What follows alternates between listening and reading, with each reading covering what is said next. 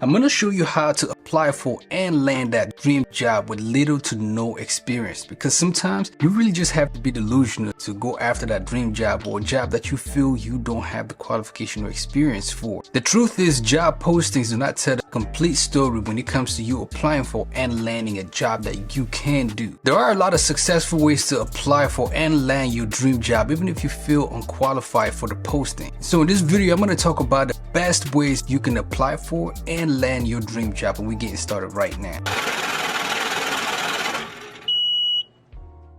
Number one, remember that it is quality over quantity. The internet and job posting sites like Indeed, LinkedIn make it very easy for you to apply to many jobs as possible in an hour. The volume begins to increase when you have features such as easy apply. If you go on Indeed, for example, you have your resume, you can easily apply to as many jobs as you want within 1 hour. And the quality of your resume or the quality of how you present yourself to this job posting decreases with the quantity. It's easy to just copy, paste, and make minimal tweaks and apply to as many jobs as you want with these features. And somehow in the rush, you find that the quality of your resume, the quality of how you present yourself starts to dwindle. This is where it helps to simply keep a quality over a quantity mindset. You want to focus on the quality of your CV or cover letter if that's applicable, so you can maximize your chances of getting that interview request. Rather than applying to every single open role in a specific company with the field that you're interested in, select 2 or 3 roles. That way you can maximize your attention and focus on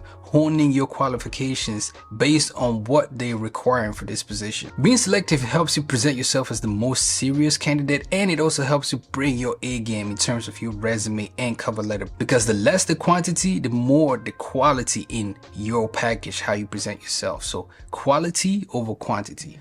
Secondly, you want to change your mindset or change how you view the job postings. This changes the game for you. This doesn't mean that you look at different sites or different methods when it comes to approaching applying to your specific position. What it does in fact mean is that you look at a job posting as a wish list from the employer. You do not have to have all the qualifications listed on a job posting. Sometimes, let's be honest, the qualifications and requirements are astronomical. They are out of this world when it comes to a position. What you need to do is change your mindset and change how you look at the postings, focusing on experience, focusing on skills, and focusing on the knowledge that you do have that align with the specific posting. Of course, you don't need to mention your lack of experience, but need to highlight the experience and skills that you do have on your cover letter and resume that align with the job posting. If you've helped start a side hustle or helped launch a business, you want to highlight those things. If you've pursued extracurricular activities in any capacity that align with the posting, you want to highlight those things as well. The tip here is using at least 50% of keywords on your resume that match with the job posting. You want to use free word cloud generator tools.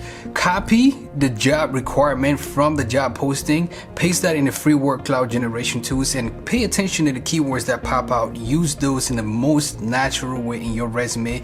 That way you will match in the keywords that are generated from the free word cloud generated tool on your resume and stand out as a pretty experienced candidate. Of course, soft skills are very important and you do not want to underestimate those, so use the CNBC's report on in-demand soft skills on your resume, as well as the Udemy 2020 workplace trends report. That way you can have the greatest soft skills to add on your resume and stand out. The third thing that you want to keep in mind when applying for a job with little to no experience to present yourself as the best candidate is speaking the job requirements language. You want to speak their language. It's important to keep things positive when applying for a job, but you also want to mirror your language or your resume to the job posting. If they're looking for a team player with good work ethic, it's not just as easy as saying you are a team-oriented person, but speak about your experience and highlight that and your accomplishments and achievements about the time when you worked at a zoo in high school. Of course, you don't mention that you worked at a zoo in high school, but you present in such a way that puts you as a great team player and somebody who will be a great fit for this position. You want to use a job posting as a recipe or as a checklist on how you can structure your LinkedIn profile, how you can structure your resume cover letter, as well as other career documents. So you want to use their language to speak back to them. For example, I post and talk about a lot of customer success roles here on the channel, so if you're not subscribed, click the subscribe button and bell notification so you get updates on that. Now, if you are applying for a customer success role, focus on how you successfully dealt with customers when you worked at Applebee's or when you worked at a restaurant. Explain how you routinely were able to persuade customers to order appetizers or other the soup du jour. And the key here is to highlight how you were able to satisfy the customer, make them happy, and make more money for yourself and your employer at that specific job. You don't highlight that you worked at a restaurant, but you highlight how you were able to be successful in making your current employer at the time more money and yourself more money and satisfy that customer's needs. Practice the transition or the element of transitioning your previous experience and successes into how you've doubled down on those and how they can apply to your current or your prospective employer's needs. This is even more impressive if you're going in for an entry-level job. So speak the language and highlight your achievements. The next thing you want to do is grow your network. Now I know as soon as I say network, you automatically say networking is boring, but what I'm talking about here is digital network. Because the truth of the matter is, looking for a job and applying over and over, it can be daunting, it can be repetitive, it can be frustrating, and sometimes, quite frankly, it can feel unproductive. But keep this in mind as you hunt for your next job. We've talked previously in the previous points about how you can structure your resume and cover letter. When you take that stellar resume that you've spent all this time honing into, not applying to batch positions, bringing the quality over quantity, you put that resume on job boards like Dice, you put that resume on LinkedIn, you put that resume on Indeed, and you make yourself visible, make yourself open. Every recruiter that hits you up is now part of your network. Me personally, and this is a tip, I have folders in my email of prospective jobs, strong leads, recruiter emails, links, and different things like that I can easily reference when I'm looking for a job. That way you have a network. This is not people that are just hitting you. Every voicemail, you take the call, and if it's something that is not a fit, you have that person's contact. They have spoken with you, they know what your voice sounds like, they know what your interest is, and they are keeping tabs as well. So you take those calls, you listen to those voicemails, you put yourself out there on job boards, and every recruiter that hits you up, everybody who contacts you is now part of your digital network. You never know how an opportunity may present itself. Everybody that contacts you is part of your network, like I said. So go the extra mile and take those calls, answer those emails, and start building your network. You don't have to step out of your house, go to a networking event. Those can be boring, those can be daunting. So take those calls, listen to those voicemails, perfect your resume, put it on job boards, and begin to grow your online network.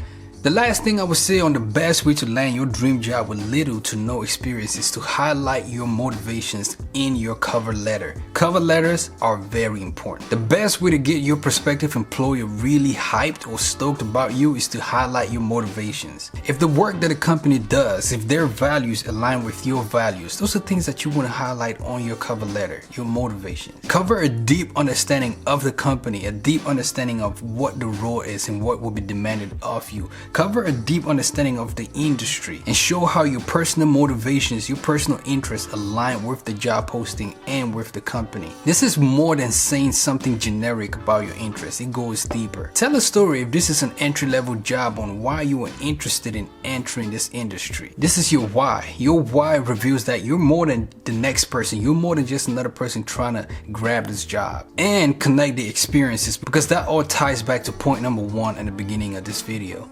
Listen, as a bonus one, if you indeed land an interview, and I hope you do, that is my prayer for you, make the most out of the interview. Ask a lot of questions, be as attentive as possible, be as interested as possible, make the most out of every interview. I hope you do land that interview with whatever job you are interested in and applying for right now. As an extra mile, write a thank you letter, and if you want tips on how to write a thank you letter, definitely subscribe to the channel, because we're talking about in this channel how to write a thank you letter, how to follow up with landing your dream job with little to no experience. I would also say this, applying for and interviewing for jobs can feel frustrating when you constantly feel like you're hitting the wall. I've been there, trust me. So keep a positive mind and always continue learning, especially if you know what your industry and field is. Continue learning, continue doing your research, and I wish you nothing but success. Hopefully these tips go a long way in helping you land your next job, your dream job, with little to no experience. I know it works. I know it worked for me and can work for you.